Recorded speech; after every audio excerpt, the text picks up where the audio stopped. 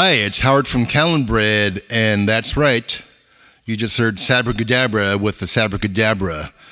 And hey, happy Rocktober. It's Rocktober 2017. And so if you're watching this and it's actually Rocktober 2020, please comment below and tell us if we survived or not. But until then, we're going to keep rocking. And I'm going to keep rocking after I get done yapping here with the Sabbra Cadabra, because for whatever reason, when it's Rocktober, I start thinking about the Sabbra Cadabra. I start thinking about Tony Iommi, my buddy Tony here, and Black Sabbath. I guess it's autumn and, cemetery weather or something like that. So what I thought I'd do today is kind of do a little dive down focus on the Sabbra Cadabra, talk a little bit and make some sounds. So as you know, and if you didn't know, you figured out by now, the Sabbra Cadabra is influenced by Tony Iommi's distinctive, iconic guitar sound. And what I did when I designed the Sabbra Cadabra, I started off by like going, okay, what is Tony using? And, he's got his SGs and he's got these, he uses custom pickups now, but he started off with P90s. So this is the closest I got. It's not an SG, I'll get a saw later and chop off the other horn there, make a double cutaway out of it. But when you look at his actual rig, what he used back in the day, he had two constants, a rangemaster treble booster, and his Laney stacks. And I'm sure some of you guys that are fans know, according to the legend and lore, Tony's rangemaster was modified by a tech. And he doesn't really know what they did to it, but it sounded better, he said. And he used it throughout his entire career with Black Sabbath during the Aussie years. And right when he was going to New Era, he got a new tech who was working on his amps. And for whatever reason, the tech threw his rangemaster away. And you can look it up and Google it, but Tony was pretty not happy about that. And I think us as fans of Tony's sound and everything, not happy about it either. But his sound lives on. And so, what is in the Sabbra Cadabra? It is actually a rangemaster treble booster combined with the preamp of a Laney Super Group amp. So I just, in order to get the Black Sabbath sound, I just kind of tried to do literally what the rig was. So what we got is a rangemaster, and you can control the rangemaster. There's a knob here called range, and that allows you to set the frequency response. So you can go from full treble boost to more full range.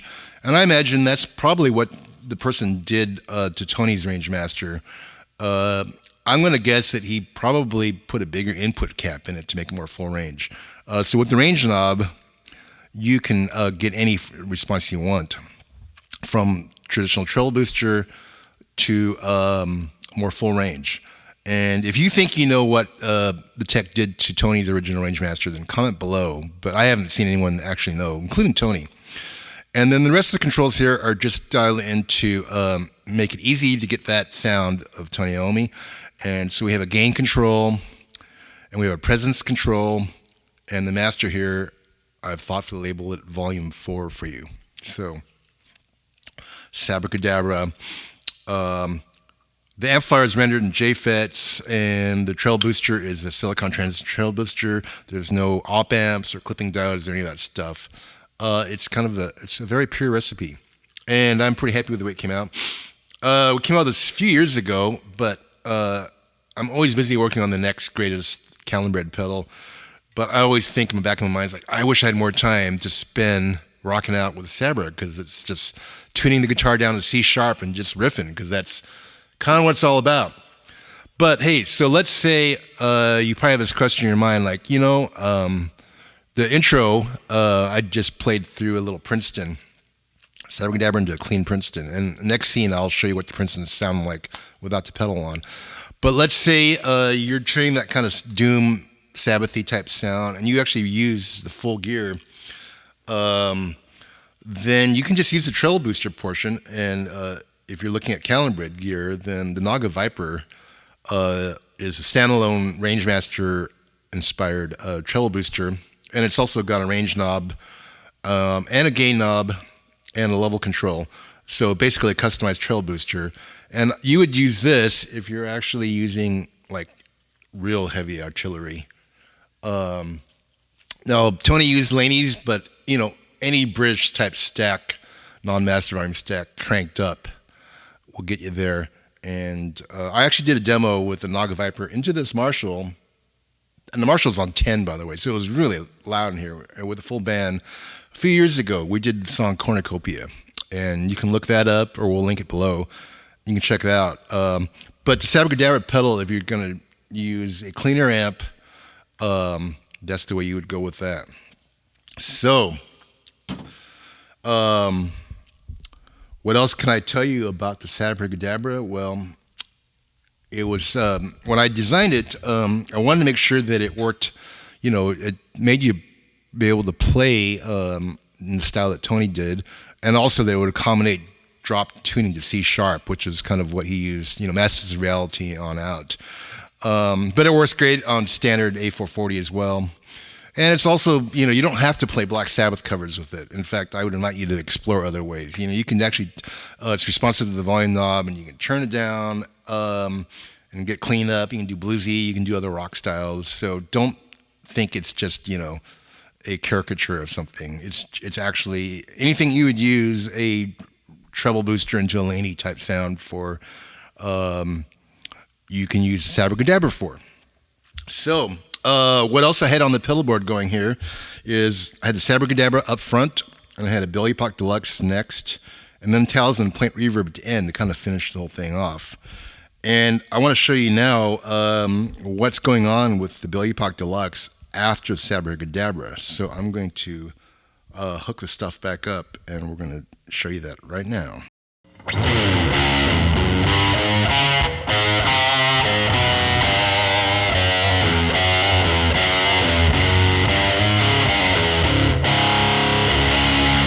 Yeah, okay, so here's the pedal board, and got the Sabbra on and the Talisman, but turn stuff off so you can hear what's going on with the Princeton here. So not very fun with it off, That's pretty much what you got there with the Princeton. The Princeton's like on 2.5, and let's turn this fun stuff back on here.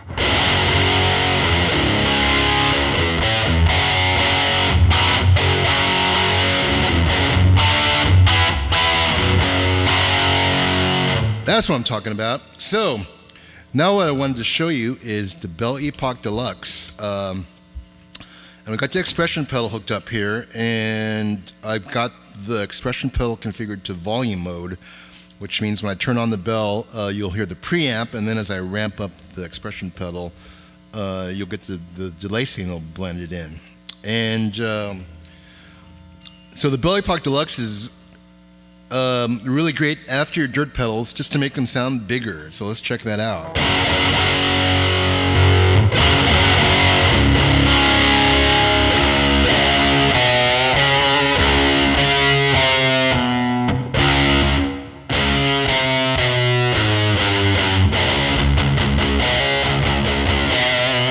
On.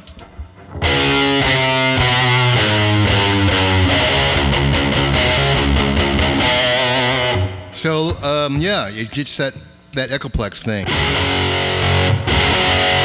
Now, Tony didn't use an Echoplex that I'm aware of live, and most of his delay stuff on the records were done during the mix and post, but that doesn't mean you can't, use the sound to get to go there. So, check us out. So, I've got Belle Epoch Deluxe on now, and I'm going to blend in the delay signal here. So you got a little delay signal there. Now, what does that remind me of? How about if I do this?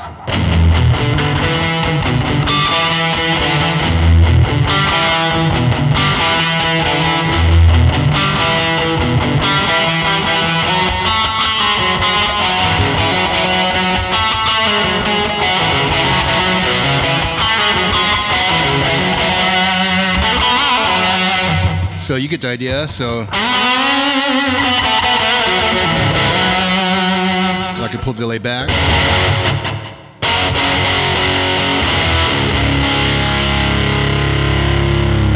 So I'm finding that the Belle Epoch Deluxe with the Sabbra for kind of a Tony inspired rig works really well, and you can do that kind of fairwares boots delay type thing and blend it in and just leave the bell on the rest of the time just to fatten up the signal.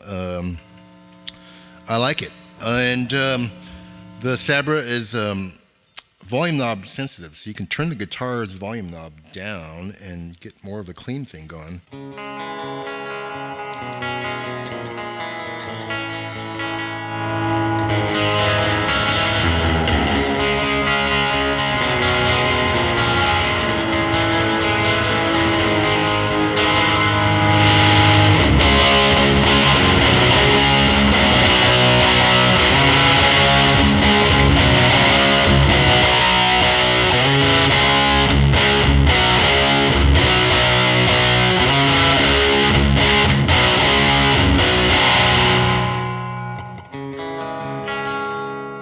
So even though it's hella, saturated with the volume turned up,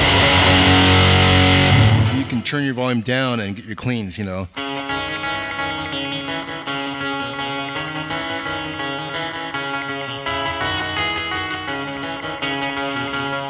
long time since I played that. I don't know if I remember the rest of it. But anyway, you get the point. So.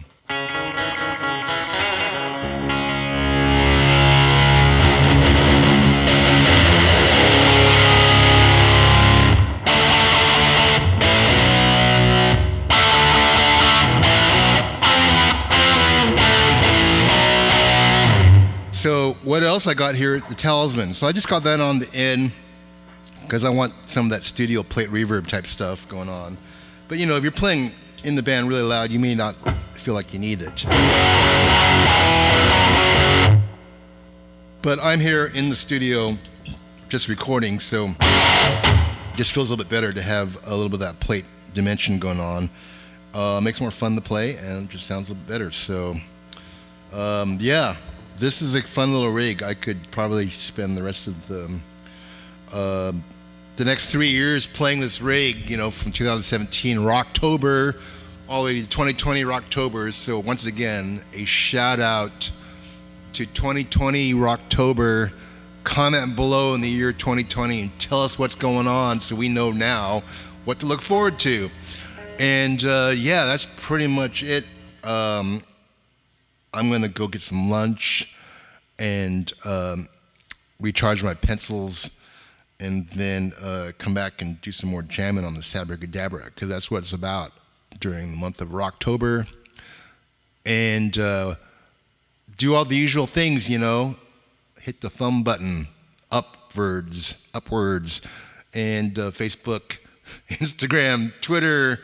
Be kind to me and to each other and to yourselves, please. We need more of that in 2017. By 2020, we've figured it all out, and kindness is just a given, right?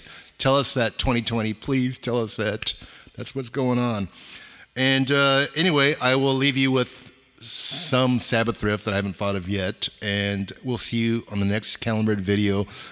Oh, comment below if there's a focus on an existing Catalinbread pedal that you'd like me to yap at you about more. If you want to know more about, I don't know, the Karma Suture or the Robert Hall or the Bicycle Delay or the Discman or any of the other fine pedals that we have, the Ed and Echo, the 4055. I'm going to do a video one of these days where I'm going to talk about every single pedal that we have in one video and give you an overview. That might actually be helpful. We'll group them, of course, into their different food groups.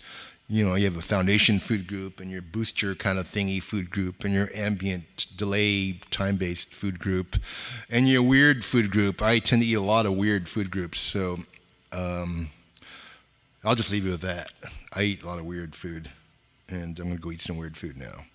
Bye.